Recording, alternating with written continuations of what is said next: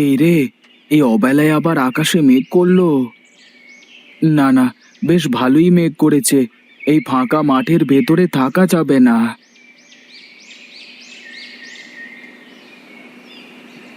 দেখি, এখানে একটু দাঁড়িয়ে দেখি ঝড় বৃষ্টির কি অবস্থা হয়। কি রে দাদা, এখানে দাঁড়ালি কেন? দেখতে পাচ্ছিস না আকাশে কি মেঘ করেছে? দাঁড়ালাম যে, দেখি বৃষ্টি নামে নাকি দেখি। ওইদিকে তাকিয়ে দেখ, ঝড় শুরু হয়ে গেছে। এখানে দাঁড়িয়ে থাকিস নে, চল বাড়ির দিকে চল। বেশ বেশ, তুই যা, আমি এক্ষুনি আসছি। কি মেঘ করেছে আর কি ঝড়! মানুষটা যে এখনো বাড়ি ফিরলো না, কে জানে কোথায় কিভাবে আছে। ঠাকুরপো তো চলে আসলো, কিন্তু তেনার তো কোনো খোঁজ খবর নেই। এই মানুষটাকে নিয়ে আমার যত চিন্তা।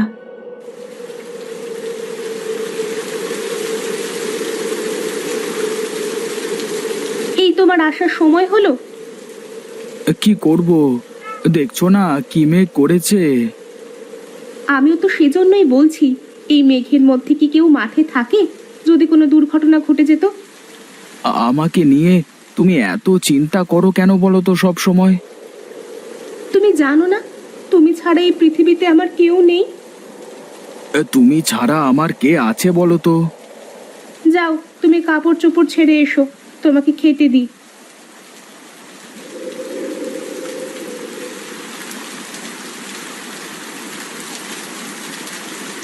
বাহ, খুব সুন্দর লাগছে তো তোমাকে। ধন্যবাদ। সত্যি করে বলো তো, আমাকে কেমন লাগছে? সুন্দর লাগছে, কিন্তু এখন এই অসময়ে তোমার এত সাজুগুজু করতে হচ্ছে কেন? কি করব বলো, বাইরে তো ঝড় বৃষ্টি হচ্ছে, আমি কি করব তাহলে? আচ্ছা, তোমার কি এই সাজগোজ বাদে আর কিছু আসে না? দেখো, তুমি আবার এসব নিয়ে কথা বলবে না। বিয়ের সময় তুমি জানতে না যে আমি কাজ কাম করতে পারি না? হ্যাঁ, সেই তো আমার কপাল। আগে কি আর জানতাম যে তুমি কখনো ভালো হবে না? কি কি বললে তুমি? আমি ভালো না, আমি খারাপ? এই তো, এই একটা কাজই তো পারো, কিছু বলতে না বলতেই চোখ দিয়ে পানি ফেলতে। ধুর, ভালো লাগে না কিছুই। আরে গণেশ যে, কি খবর তোর? এদিকে আয় একটু। আমাকে ডাকছো দাদা? হ্যাঁ রে, তোকে ডাকছি। একবার আয় তো এইদিকে, শুনে যা।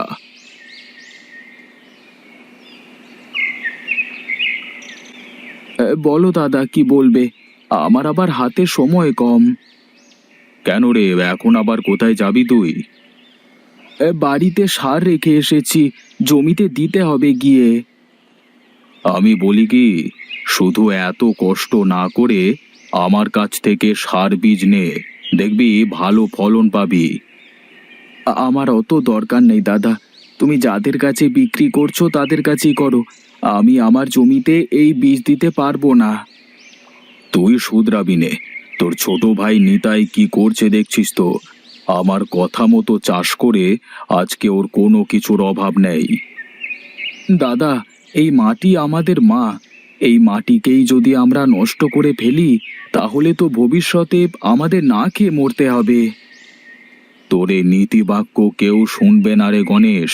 আমি যা বলি শোন, তাহলে দেখবি ভালো করবি। ঠিক আছে দাদা, এখন তাহলে আমি চলি, আমার দেরি হয়ে যাচ্ছে। কবে আসবে ওর মাথায় সুবুদ্ধি? বেটাকে পটাতে পারলে বাকিরা সবাই হুড়মুড় করে পড়তো আমার দোকানে এসে। বেশ, আপনার জমিতে তো বেশ ভালোই ফলন হয়েছে। তা বলুন, এখন কিভাবে কি করা যায়? আমি আর কি বলবো, আপনি বলুন কিভাবে কি করতে পারবেন। এই নিন আপনার অ্যাডভান্স। আমার লোক এসে জমি থেকে তরমুজগুলো সব নিয়ে যাবে, আর আমি এসে বাকি টাকা দিয়ে যাব। ঠিক আছে বাবু।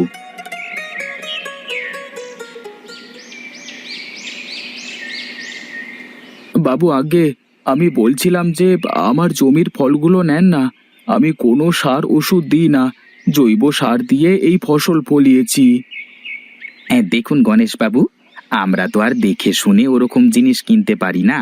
আর তাছাড়া খরিদ্দাররা যা পছন্দ করে আমাকে তো তাই নিতে হবে, তাই না? তবে বাবু, আমার জমির ফসল নিলে আপনার ভালো হতো। যাও যাও, তুমি আমাকে ভালো মন্দ শেখাতে এসো না, যাও।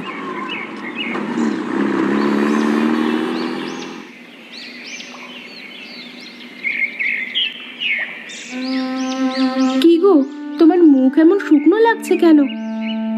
কি আর বলবো গিন্নি, আমার কপালটাই বুঝি খারাপ। কি হয়েছে, এ কথা বলছো হঠাৎ? এত কষ্ট করে ফসল ফলাই, তাও কেউ নিতে চায় না। সবাই বলে আমার ফসলের নাকি মান ভালো না। আচ্ছা, তুমিও তো জমিতে অন্য সবার মতো চাষ করতে পারো। হ্যাঁ পারি, কিন্তু তা করলে যে ওদের মধ্যে আর আমার মধ্যে কোনো পার্থক্য থাকবে না। পার্থক্য রেখেই বা কি লাভ? সেই তো কষ্টে দিনপাত করতে হয় আমাদের। বুঝি গিন্নি, আমিও বুঝি। রূপা সব সময় দামি দামি শাড়ি গহনা পরে, আর আমি তোমাকে দুমুঠো ভাত আর একটা শাড়িও কিনে দিতে পারি না ঠিক মতো। কেন, তাতে কি হয়েছে? আমি কি কখনো কিছু বলেছি তোমাকে তার জন্য? তুমি না বললেও তো আমি অনেক কিছুই বুঝতে পারি। আমারও তো ইচ্ছে হয় তোমাকে কিছু দিতে। তুমি এত ভেঙে পড়ো না তো, দেখবে একদিন সব ঠিক হয়ে যাবে। তাই যেন হয় গো, কে জানে কবে এর থেকে মুক্তি পাবো। বাবু, আপনি আর ট্রাকে কি এগুলো? কি আর হবে, এগুলো আপনার ক্ষেতের ফসল। ওপরে দেখতে তো খুব ভালোই দেখা যাচ্ছে, কিন্তু ভেতরে একদম যাচ্ছে তাই। কি বলেন কি এসব আপনি? কি বলছি না, ঠিকই বলছি।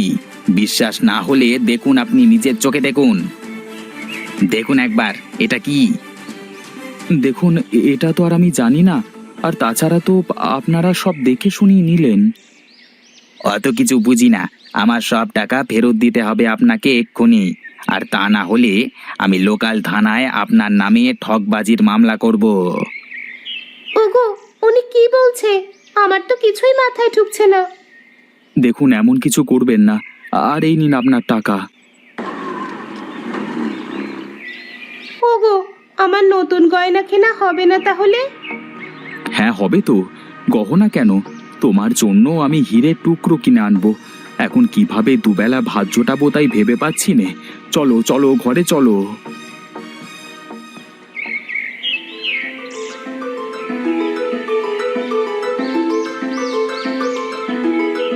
আরে শহুরে বাবু যে, তা হঠাৎ কি মনে করে আমার এখানে? আসলে আমরা আপনার বিষয়ে শুনেছি, আমাদের কোম্পানি আপনার থেকে ফসল কিনতে চায়। কিন্তু আমার ফসলের দাম যে বেশি দিতে হবে। হ্যাঁ হ্যাঁ, আমার কোম্পানি আপনার ফসল বেশি দামে কিনতেও রাজি আছে। কিন্তু কেন হঠাৎ সিদ্ধান্ত বদলে গেল আপনার? আসলে ওইসব ফসলে প্রচুর পরিমাণে সার ওষুধ দেওয়া, যার জন্য ওইসব ফসল মানব দেহের জন্য ক্ষতিকর। কিন্তু আমি যে জৈব সার ব্যবহার করে চাষ করি, তা আপনি জানলেন কি করে? গাঁয়ের সব মানুষ তো আপনাকে নিয়েই কথা বলছে। সবার জমিতে আর ঠিক আগের মতো ফসল হয় না। আমি সব জমির মাটি পরীক্ষা করে দেখেছি। আমি জানতাম একদিন না একদিন সবাই এরকম একটা পরিস্থিতির মধ্যে পড়বে। এই টাকাগুলো অ্যাডভান্স রাখুন, আর এই কাগজে একটা টিপসই দেন। আগামী 5 বছর আপনার জমির সব ফসল আমাদের কোম্পানি নেবে। ওগো, আমার যে আর সহ্য হচ্ছে না। সকাল থেকে না খেয়ে আছি, ঘরে যে কোনো দানা পানি কিছুই নেই। আমি কি করব গিন্নি, আমার যে কিছুই করবার নেই। জমিতে এখন আর কিছুই ফলবে না। এখন তাহলে আমাদের কি হবে? আমরা কিভাবে বাঁচবো? দাদা তুমি, বৌদি তো তোমরা? হ্যাঁ ঠাকুরপো, আমরা। আজ যদি তুমি তোমার দাদার কথা শুনতে, তাহলে হয়তো এই দিন দেখতে হতো না। আমাকে তুমি মাফ করে দাও দাদা। পাগল ছেলে, শোন, মাটি হলো আমাদের মায়ের মতো। তাই তো মাটিতে সব বিষাক্ত পদার্থ দিলে মাটি নষ্ট হয়ে যায়, যার ফলে একসময় মাটি ফসল দেওয়ার ক্ষমতা হারিয়ে ফেলে। এখন থেকে আমি তোমার কথা মতো চলবো দাদা। দরকার নেই আমার বেশি টাকা পয়সার, দরকার নেই আমার এত সুখের। সুখের জন্য টাকা পয়সা লাগে না রে পাগল, মনের সুখই যে আসল সুখ। হ্যাঁ, এই যে দেখছিস না, তোর বৌদি আমার সাথে না খেয়ে থেকেও কেমন সুখী। আমাকে তুমি ক্ষমা করো বৌদি, আমি না জেনে না বুঝে তোমার সাথে অনেক সময় খারাপ ব্যবহার করেছি। আমি কিছু মনে করিনি। আর তুই তো আমার বোনের মতো, আমার তো বোন নেই, থাকলে হয়তো তোর মতোই হতো। তুমি আমাকে বোন বললে দিদি? হ্যাঁ, এখন নে, এই খাবারগুলো খেয়ে নে। সবাই শুনুন, এখন থেকে আমরা আর কোনো সার কীটনাশক জমিতে দেব না, আর আমরা আমাদের মাটিকে নষ্ট করব না।